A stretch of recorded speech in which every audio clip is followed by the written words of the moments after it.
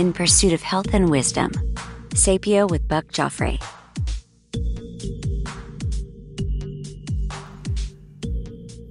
Welcome back to the next episode of Sapio, and this is Buck Joffrey, of course, and I'm here with my friend and colleague, Alan Viglione, MD. Alan, thanks for joining me. Happy to be back, Buck. Yep, and so today we're going to talk about, we've already covered a couple of the pillars of longevity. Specifically, we covered diet and nutrition. That was our first one. The second one was related to exercise, diet, exercise. Everybody talks about diet and exercise. So the third pillar today that we're going to talk about, though, is something that I think might surprise a lot of people, that it's kind of a bigger deal than people might think, and it's sleep.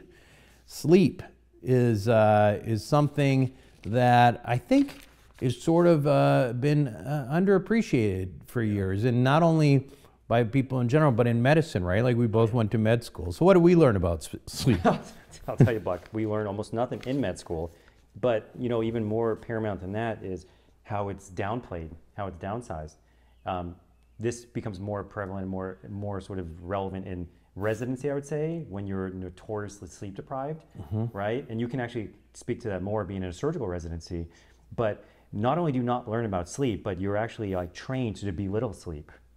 Yeah, there's a big point, especially in surgery. And the reality is one of the main reasons that I probably left neurosurgery is that there was no such thing as a neurosurgical emergency that didn't have to go that night, right? If somebody was bleeding out of their head, it's going out of their night. And I just was not good with not getting sleep. I'm just not good with that. So I think it was kind of an obvious mismatch for me. But bigger than that, I think we never appreciated sleep as something that was important. I mean, we would like work out, we'd exercise, all that. These guys are basically surgical residents would be either operating or working out. And orthopedic residents. Yeah. Well, not just ortho guys, but a lot of surgeons, that's the way it is. Yeah. And the sleep idea, sleep was a weakness. Yeah. Sleep was a weakness. So there was a machismo involved where, you need sleep, you're not okay. Maybe you don't belong in surgery. That was kind of the attitude. Well, absolutely. And that is, it's tough when you have your doctors as the one who think of it that way, especially considering what we know about sleep now. So what we do know now, and what I don't know if the medical profession as a whole is necessarily digesting this, there's a tremendous amount of research in this space. Let's start with this. Why don't you, because sleep is not just about pulling the plug out. Right. It's not, turning something off and, just like the computer off for the night or whatever, and you wake up and you turn it back on and boot it up. For some people, it's not that, like that. Right? But there's more to it. So do you want to start out by maybe just talking about the nature of sleep and cycles? Yeah, totally, right? So we have non-REM sleep and we have REM sleep, right? So those are two categories. So rapid eye movement. Just to take it back. REM sleep is classically when we dream.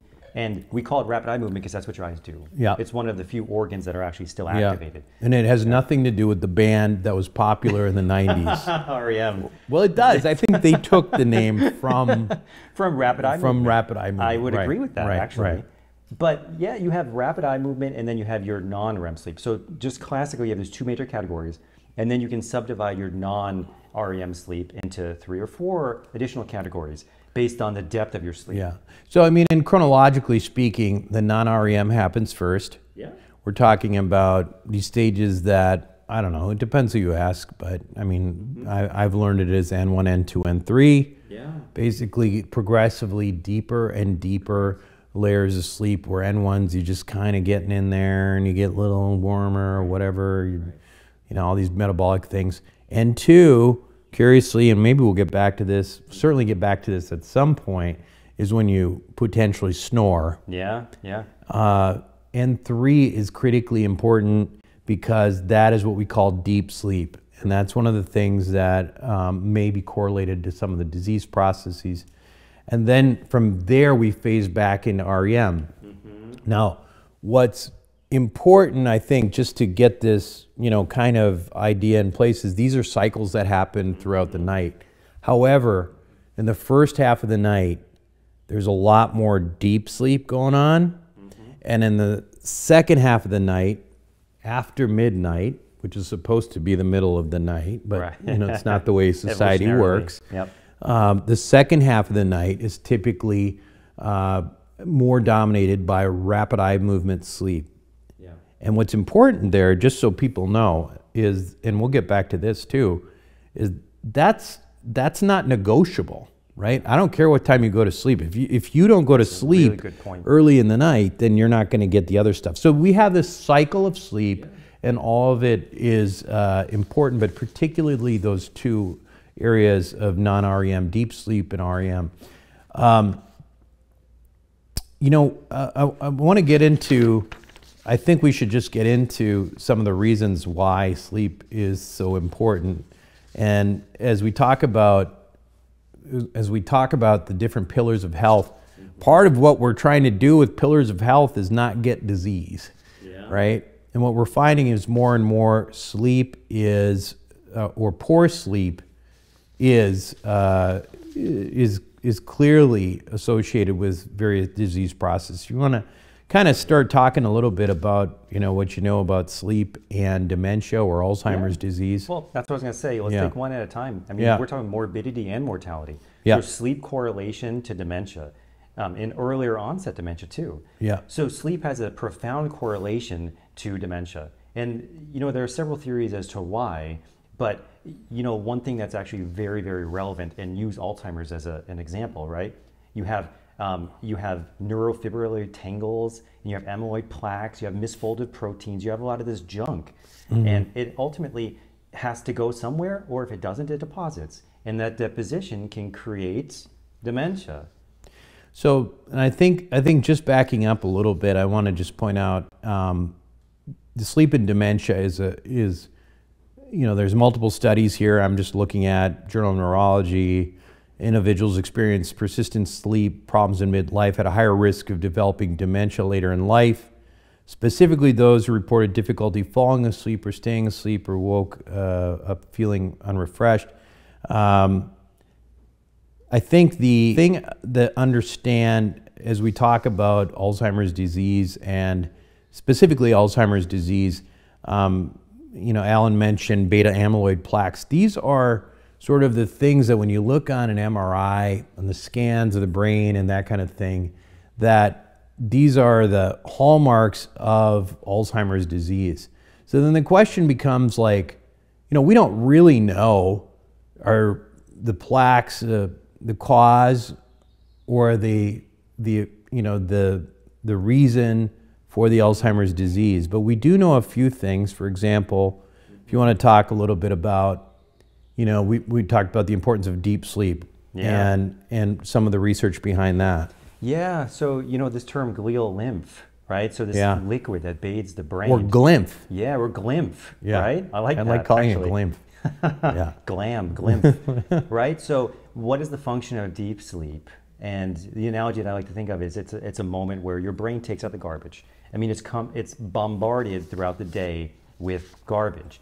And it's your brain's process, really, it's your brain's time to reorganize these things and actually get rid of the junk. And a lot of these misfolded proteins that I hinted towards, right, they either deposit in the brain or they circulate through the brain and they get removed by the brain. And this glymph is a major reason why these things actually get removed from the brain. Right. So do the math. I mean, if you have, and this is a non-REM sleep feature, by the way, the glymph. If you go to bed at midnight and you are backloading your sleep, remember, it's non-linear. Yeah. You hinted towards that, right? Like you can go to bed at 8 o'clock, evolutionarily when the sun goes down, or midnight. You have more of your REM sleep patterns, more of your REM sleep time in later on. So if you go to bed at midnight, what are you shortchanging yourself? Yeah. So that's an interesting concept, because what you're describing, and I think Matthew Walker in his book, a lot of credit goes to a fantastic book by Matthew Walker, Why We Sleep, and hopefully we'll be on the program at some point. But he talks about this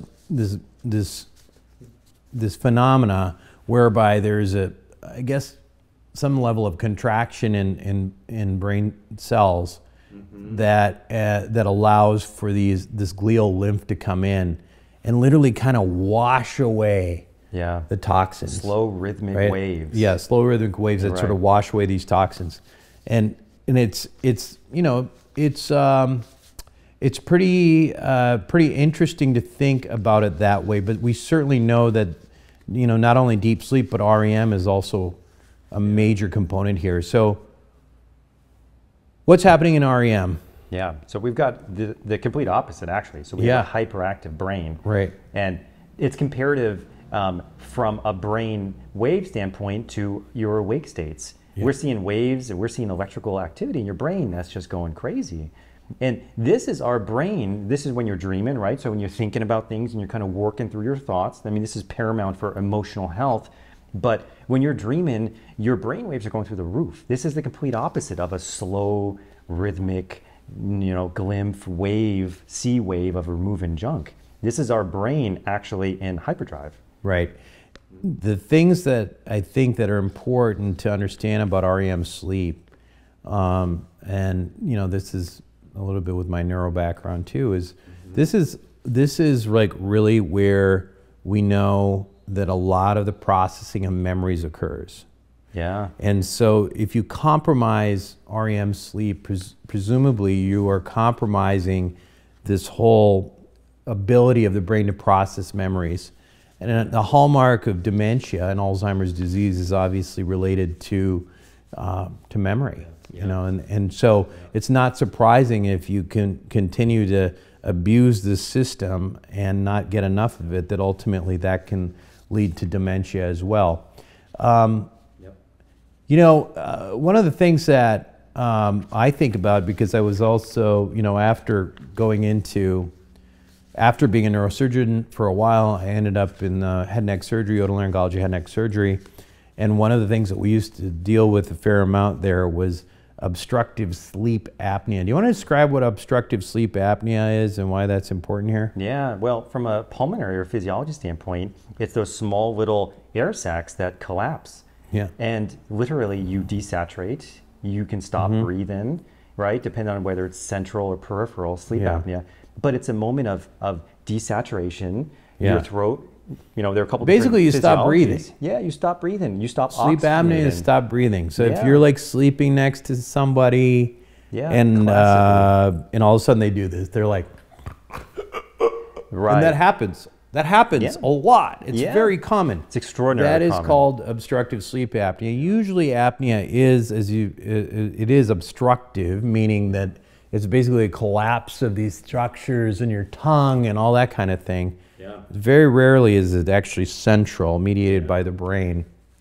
But what's interesting as a correlation to what we're talking about is that there's independently these studies that show obstructive sleep apnea people with obstructive sleep apnea are far more likely to develop Alzheimer's disease later on. Yeah. So that again is interesting because we know that, you know, sleep disruption, we know REM has got some correlation to Alzheimer's disease. But then OSA is this individual thing, this sleep disturbance that occurs during REM, and could be one of those things that I look at and I'm like, gosh, it's an eminently avoidable problem. So if you snore, and or you're, you know, somebody you sleep in the bed with snores, in my case, my 8-year-old daughter, if she notices I snore. You know, when do you think a sleep study is a good idea, and what is a sleep study? Yeah, so good question. So there are two questions there, right? So snoring is one feature of sleep apnea. It's not pathognomonic, it's a feature of it. Yeah. So it could suggest it may be happening. Yeah, we have these Berlin questionnaires. There's this thing called a stop bang assessment where we try to, you know, in internal medicine create algorithms to identify stuff, but stop bang is a really good way. Stop what? Yeah, it's called stop bang. So bang? Snoring is one. Stop bang. Stop bang. That just doesn't sound right. It doesn't sound right. No. What's that all about? Right. Okay. So what are the features of the stop bang? So snoring is one of them. Hypertension is one of them. Right. If you have apneas and obstructive breathing is one of them.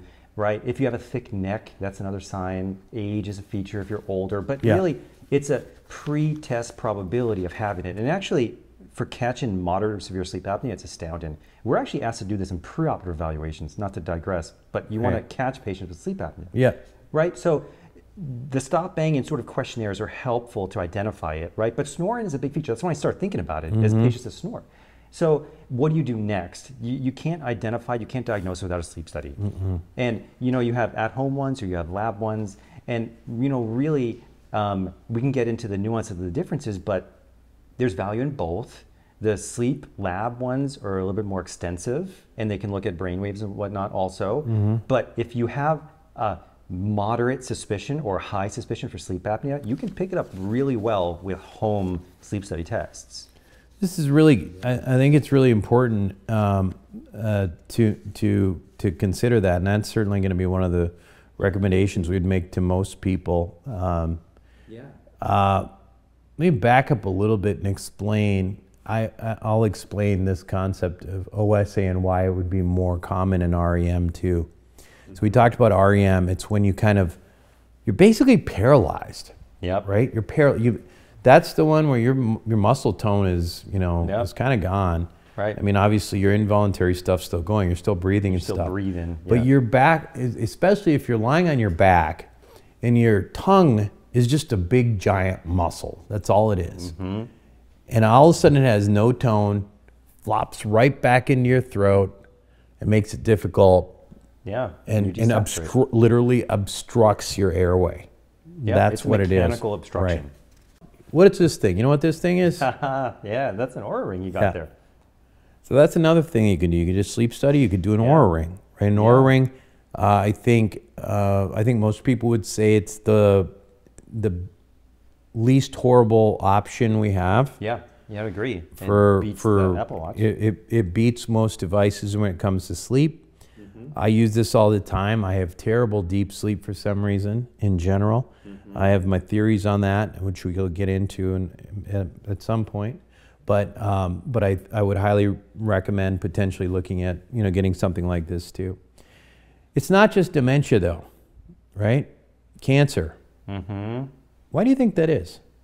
Well, why do you think sleep disruption and cancer are correlated? Well, I mean, that's a really good question. I have my theories, and I've read some research on this, but really when you have poor non-restorative sleep, your immune system is dysregulated. And actually there are a lot of theories that correlate the immune system health, like functional immunity to suppression of cancers. So that's one theory. Another theory is that your sympathetic nervous system is on high alert if you're not sleeping. Cortisol levels go up. Hormones go up. Yeah. Right. Which, by the way, is going to decrease your immune function. Right. And there we go. Right. And actually that weaves into several other pathological comorbidities, or morbidities, I should say. But from a cancer standpoint, this is something that's seen. It's real. This isn't just speculative. No, this is real stuff. And so we know epidemiological studies here. We know breast cancer. Yep. Disruptions in in sleep, a far larger role in breast cancer development and in recurrence. Prostate cancer, much higher frequency and incidence in people who report difficulty sleeping, and that's just not from after having prostate cancer and getting up and peeing 20 times a night. Colorectal cancer is another one. I mean, it's all over the place. Yeah. Yeah. I mean, and think about this. What was the buzzword that we threw around in the first couple shows? Like inflammation, right? So this is an inflammatory process. Patients that don't have restorative sleep, have higher inflammatory markers. So it's very conceivable to think that inflammation in your body, wherever it is an independent driver for malignancy. Right, absolutely. Another thing, is obesity. Obesity is correlated with sleep, irregular sleep. There's this whole concept, you know, with the leptin signals. So this leptin, do you know? Yeah, a but little we're bit talking about- about satiety signals. Yeah. So ghrelin and leptin, satiety signals in your So brain. you talk about that a little bit. Yeah. So what we're talking about, these are hormones that are released from our body, specifically. Leptin? Yeah. What's leptin?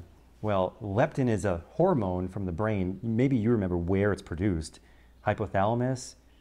I don't remember. We'd have to dig into that. But really, what Probably. it comes down to is these are hormones that dictate satiety.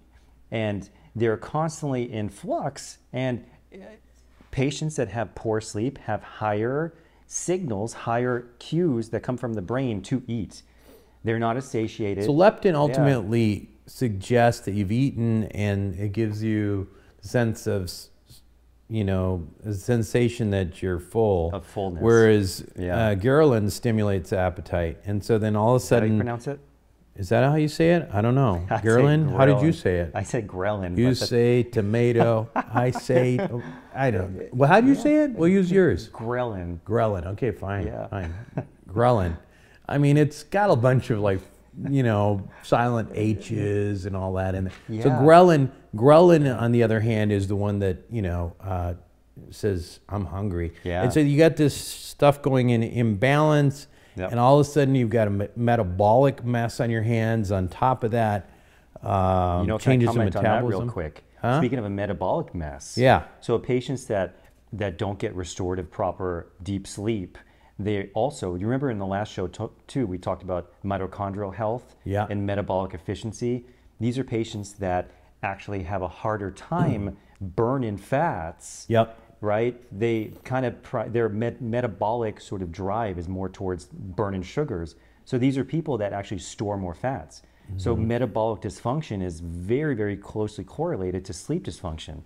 These are patients that are notoriously pre-diabetic, metabolic syndrome. These are things that carry very close correlation to sleep imbalances. And it's kind of amazing. Yeah. Yeah. They're eating more And and here's they the have harder thing. time. Late night snacking. Yeah. So sleep deprivation leads to an increased desire for high calorie, high carbohydrate foods in the evenings. Do you remember your residency days, being on night float, buzzing around, sifting through whatever cabinets you could find? I would raid the refrigerators. I used to, Yeah. don't hold me to this, but I used to go upstairs to the patient. I befriended the security guard, and I used to raid the patient fridges. I did. That's what I'm talking about. Yeah. I'd go to the fridges, Yeah. and I would go and I'd pick out stuff that I wanted. Eating stuff off of plates. Oh yeah. Well, not used plates. Did you do plates that were already? No, That's these pretty were the bad. fridges That's and much stuff. worse. That's worse. All right, but Yeah. we won't talk about that anymore. It's kind of a tough go for a while there in residency, wasn't it? Trenches. So we're talking about sleep. In particular, we've mentioned these diseases that you can get with sleep disruption, but there's a group of people that are kind of screwed because they work night shifts. Oh yeah. Right? Yeah. Now, Shift work is worse. night shifts are tricky because we just said a minute ago, I don't care what time, if you're getting 8 hours of sleep a day, if you're getting that at the wrong time, you're probably not getting the right amount of deep sleep, not eating the right amount of REM. The whole, when you sleep and all that, these circadian rhythms are extraordinarily important. Oh yeah. So I've got here studies around night shift work, increased risk of cardiovascular disease, increased risk of cancer, increased risk of metabolic disorders, increased risk of mental health problems. All of these things. So it is I believe it's also an independent risk factor for cancer. Yeah. Sleep, night work. Yeah, yeah. Well, I mean, you hit something that's actually very profound, though, Buck. It's that our brains, the suprachiasmatic nucleus, sets our literally You sleep-wake just like cycle. saying suprachiasmatic nucleus. SCN, Yeah. SCN, suprachiasmatic nucleus. Yeah, go ahead. Right? Yeah, so yeah. our sleep-wake cycle is evolutionary set. It doesn't Yeah. matter if you decide to stay up all night, you're going to do night shifts, you're going to go to bed at 7 o'clock. Really, our brains are hardwired. Right.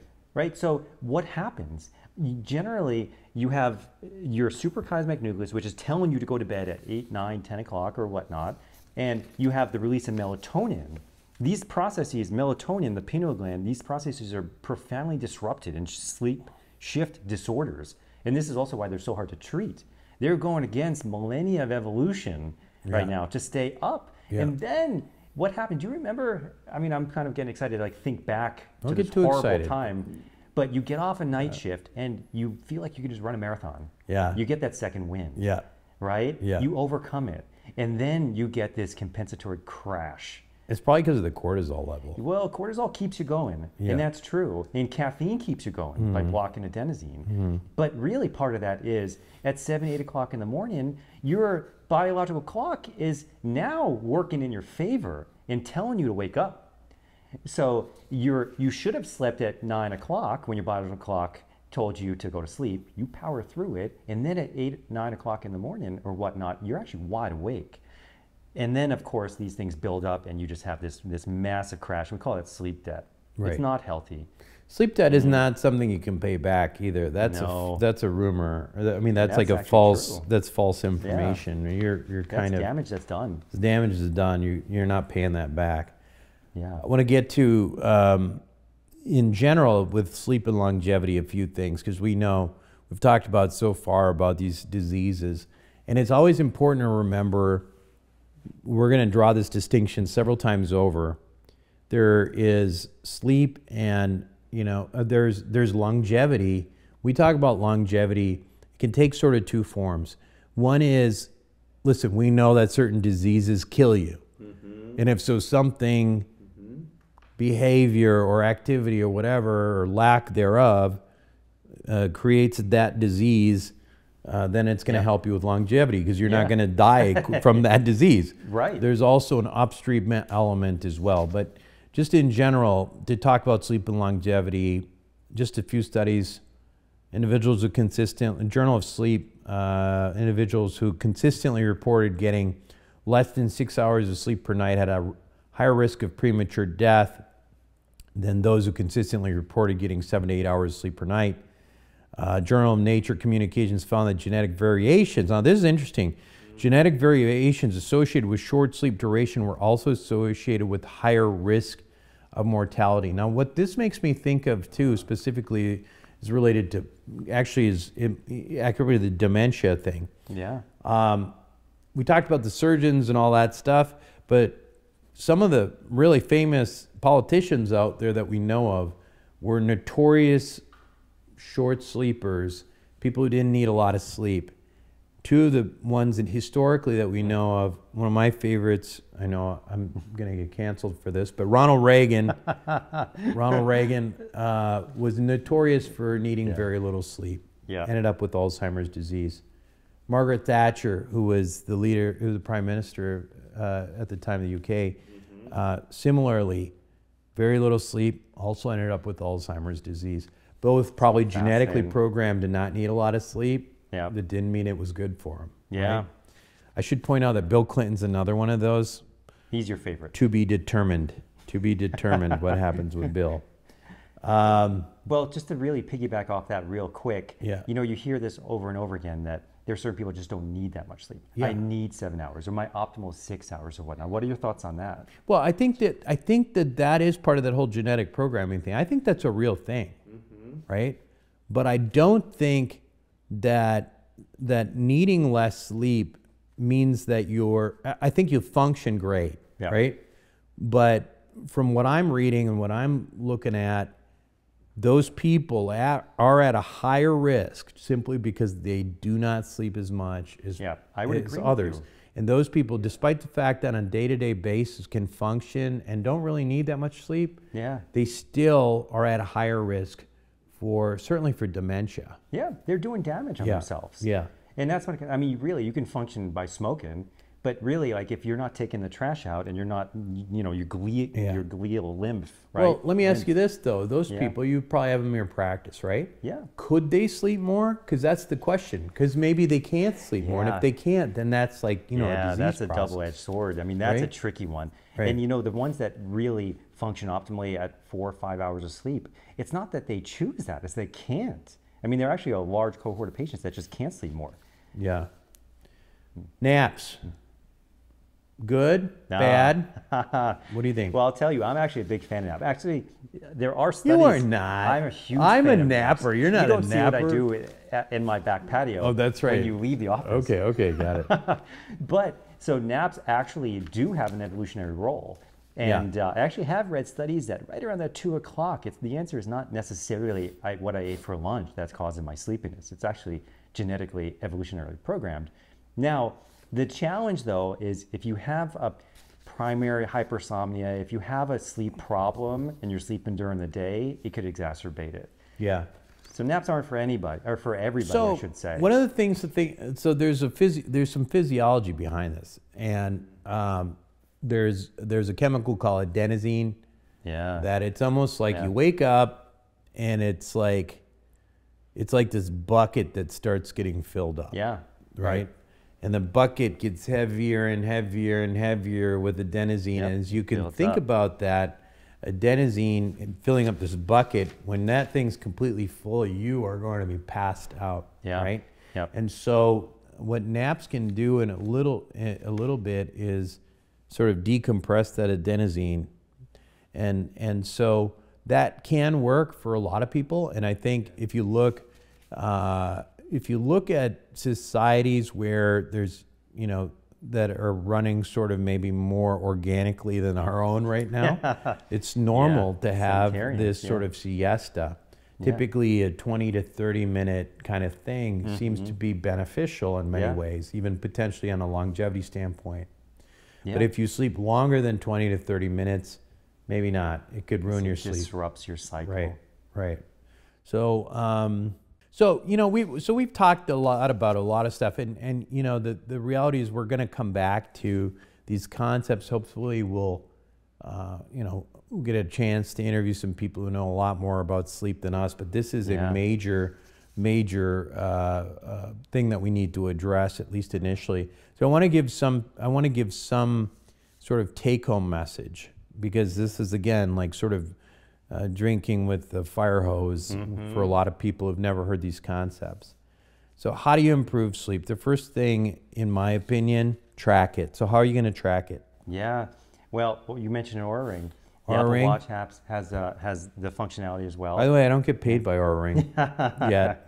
Yeah, sleep quality is something that actually I would track. Yeah. So sleep studies. Yeah. I think I'm a at-home fan. sleep studies in Oura Ring. I think the number one thing, in my opinion, is track it. If you have any problems with sleep, you need to track it, because, it's like we talk about drugs, and we're going to talk about drugs and things like that. But if you look at all of the benefits that we've talked about, and instead of calling it sleep, called it a drug, like everybody would take it. Well, without Right? question. Right. Right. The other thing is, well, and we didn't talk about this too much, but maybe you could maybe just talk about a little bit about blue light, Yeah. because that's another, blue light avoidance would be my next. Yeah. At nighttime, blue light avoidance know. would be another major take home. If you want to talk a little bit about that. Yeah, so blue light diodes, Nobel Prize winner developed them. I mean, really, it's low energy. I mean, it's kind of it's a cool technology that we didn't really understand when it came out, but it's a light source that penetrates your eye, stimulates your chiasmatic nucleus, your pineal gland, and essentially what it does is it stimulates your brain. It puts a brake on the melatonin pathway, so it can keep you awake. I think from an evolutionary standpoint, the way you think about this is that blue light is not natural at night. Not natural. So our brains, when it senses blue light, thinks that it's not time to go to bed. It really does. It And shifts your so the problem is that these LEDs, are jam-packed full of blue light. brain. Yeah. So there's ways that you can potentially avoid blue light. And one is obviously, you could just do a bunch of candles at night, but that may not be practical. Yeah. I've changed some of the light bulbs out in my bedroom with light bulbs that do not emit or really mitigate the emission of blue light. That's smart. The other thing is you can buy sunglasses that are blue light blocking. Yeah. You can avoid your devices because the devices I think also have a nighttime setting often. Yeah, they do. Where they can emit less blue light, but I think avoiding for at least an hour is probably a good idea. Blue light, is a big deal. How about caffeine? Oh gosh, what does caffeine do? By the way, caffeine is, and we'll talk about this in another show. Coffee is actually quite good for you. Yeah, I know. It has health benefits. Right. But caffeine itself, caffeine blocks adenosine. Right. And so what does caffeine do? It literally blocks that fatigue effect that you're getting. It doesn't stop the buildup of adenosine. So you tend to get a post-caffeine crash, at least I do, but that's physiologically real. But that's what it does. It blocks adenosine. Yeah, so generally speaking, I think a recommendation would be if you're going to drink caffeine, probably not to drink it after maybe 1 o'clock or so, because I think we're talking about a 6 to 7 hour effect. Yeah, totally. So I think generally it's probably a good idea not to have any caffeine after about 1 o'clock if you're going to go to bed at 10 o'clock or something like that. Without question. Let's see, what else? We could talk about routines. Do you want to talk about routines? Because this sounds kind of kind of cheesy, right? Like, I mean, it sounds like sleep hygiene, It sounds like a weird commercial or something like that about cleaning products. But sleep hygiene, this is something that the sleep guys, they hit very hard, and I think it's worth mentioning. So what is sleep hygiene? Well, so sleep hygiene is a constellation of activities that you can do to kind of prepare yourself for the act of sleep. And you hit on several of them. Try to not to play with your phone, be on a computer with an hour or maybe more before bed. So take away the blue light stimulation. Avoid excess water. Avoid caffeine late at night. So think about the theme right here. We're sort of prepping ourselves for sleep. Right. The bed itself should be used for sleep. If you close your eyes and you're trying to fall asleep and you can't fall asleep within 20 plus minutes and your mind is racing, take away the negative connotation, the negative association with what you're going through. Right. A lot of this is Pavlovian stuff, It really is. But this is also, from an internal medicine standpoint, this is, when I bring this up to patients, it almost makes them feel, you can kind of give me your take on it, but the response I get from patients unanimously is yes, I know that. I'm not a child. But there's tremendous truth to it. Yeah, there's truth to it. It's just hard, right? The reality is, listen, one of the recommendations that everybody gives is don't watch TV in bed. And how many people have TVs in their bed? I know. That was my whole residency. Like, I come home from not sleeping, turn the TV on, watch till I pass out with the lights on. With the TV on. So it's this is for people too, though. Like, listen, if you've got real sleep problems, this is one of the things you really have to do. You have to really train your brain not to have the correct associations. Don't sit around and watch TV in your bedroom if you can't sleep in your bed, right? Exactly. Make it so the sleep means bed. These are associations that are just basic psychology. Correct. So, and really, just to piggyback on that really quick, you might say, well, I fall asleep quickly when the TV's on, I have Netflix on or whatnot. But we're not talking about just turn the light switch off. We're talking about deep restorative functional sleep. Right. So you might fall asleep quickly with the TV on, but is that sleep as valuable and productive as it could be? Yeah. I'm going to leave it with one more thing, and I'll tell you, I follow my sleep with the Oura Ring and stuff, right? So I'm going to just anecdotally just tell you I'm not perfect with sleep, but I always, what's funny is I always think of myself, I never think of myself as a guy who has trouble sleeping. Yeah. Not at all.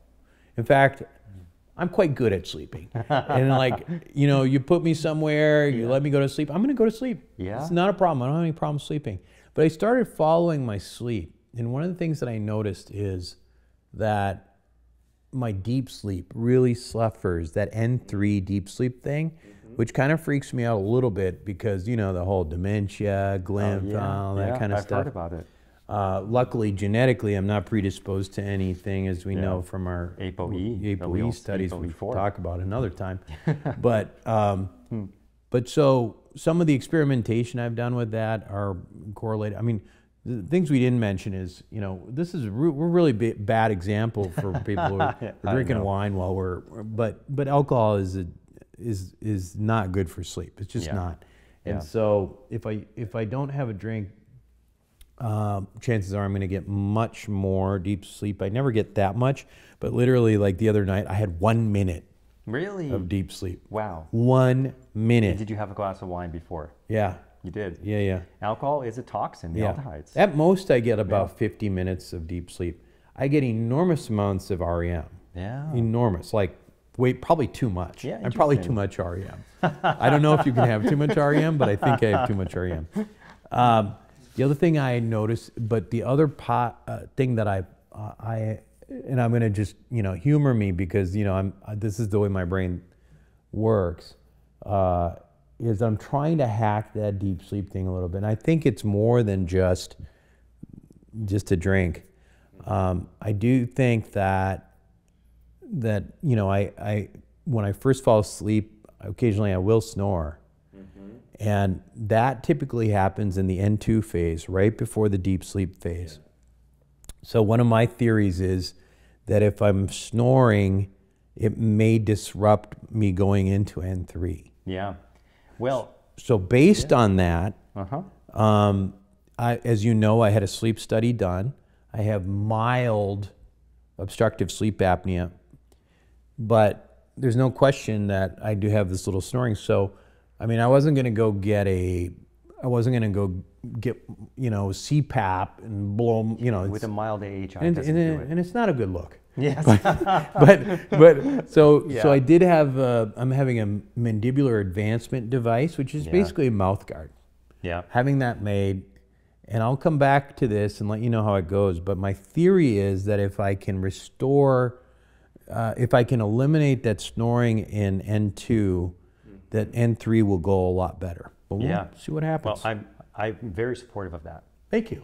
You know, and we didn't get into like the details of the sleep study, but you're actually a good candidate for a mandibular advancement device. Oh yeah. Mild AHI score. I think it was 9. Right. It was 9, not mild terrible. Elevation. Yeah. Right. And the other thing that a sleep study can identify, which is a little bit above and beyond an Oura ring, is positional AHI scores. Yeah. So mine was almost entirely on my back. Yeah, which is actually very typical. So I think you'd actually have a very profound improvement from a mandibular By the way, device. just for people, that makes sense, right? If you're in your back and you have a tongue that's paralyzed, falling back and obstructing. Yeah, and if you have an anatomical predisposition, right, like retrognathia. Hey, I don't have retrognathia. Go like this, Buck. No, look at that. I've got a great chin. It's beautiful. I've got a good chin. The camera's catching that. That's not retrognathia, baby. Anyway, that's it. This is a great show. Thanks, Alan. Yeah, appreciate it, and buddy. we will come back with another pillar next week.